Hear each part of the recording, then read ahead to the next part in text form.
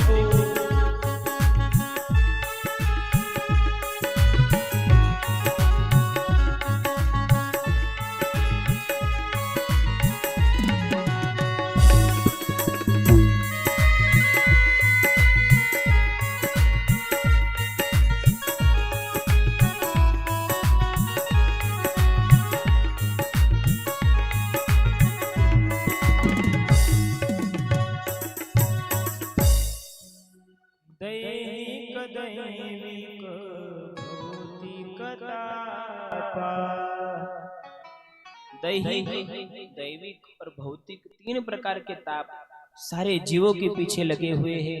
और भगवान हम लोगों को इन तीनों तापों से दूर करते हैं, तीनों तापों की मुक्ति हमारे जीवन से करते हैं। ऐसे श्री कृष्णाय वयम नमः। ऐसे भगवान श्री कृष्ण को अकेले नहीं बल्कि श्री माने राधा और राधा बिन कृष्ण आधा। ऐसे राधा कृष्ण भगवान के चरणों में हम लोग नमन करते हैं। बोल राधा कृष्ण भगवान की।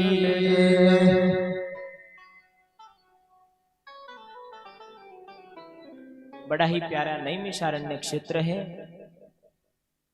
88,000 ऋषि नैमिषारण्य क्षेत्र में विराजमान है, बैठे हुए हैं।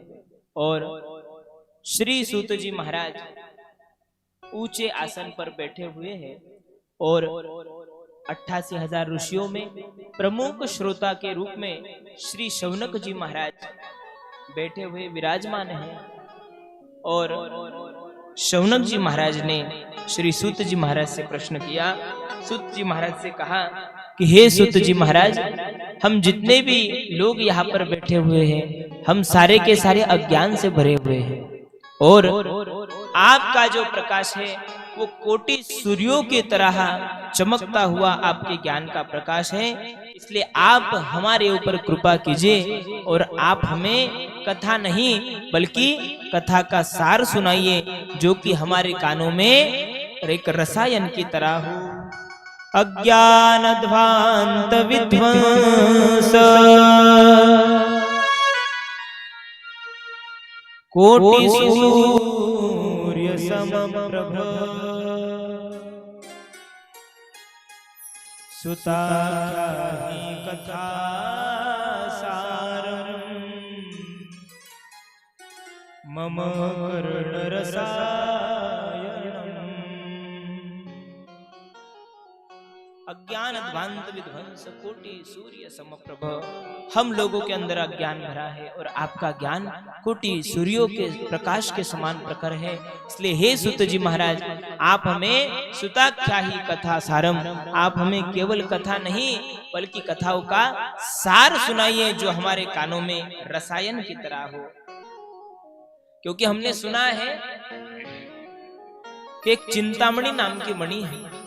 उस चिंतामणि यदि किसी के हाथ में लग जाए और यदि कोई चिंतामणि से कहे कि हमें फॉर्च्यूनर गाड़ी चाहिए, तो वो चिंतामणि 1 मिनट के अंदर फॉर्च्यूनर गाड़ी हमारे सामने खड़ी कर दे।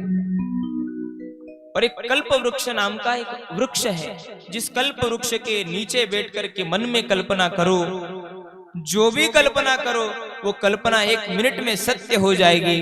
परंतु एक चिंतामणि को और कल्प वृक्ष को यदि हमने कहा कि हमें भोले बाबा का दर्शन करा दो, हमें कृष्ण भगवान का दर्शन करा दो, तो ये बातें उन दोनों ही चीजों से, चिंतामणि से और कल्प वृक्ष से नहीं हो पाएगी। परंतु यदि कोई गुरु हमारे ऊपर प्रसन्न हो जाए तो जो योगी दुर्लभ वैकुंठ है, वो वैकुंठ भी हमें सहज रूप से प्राप्त हो जाता है।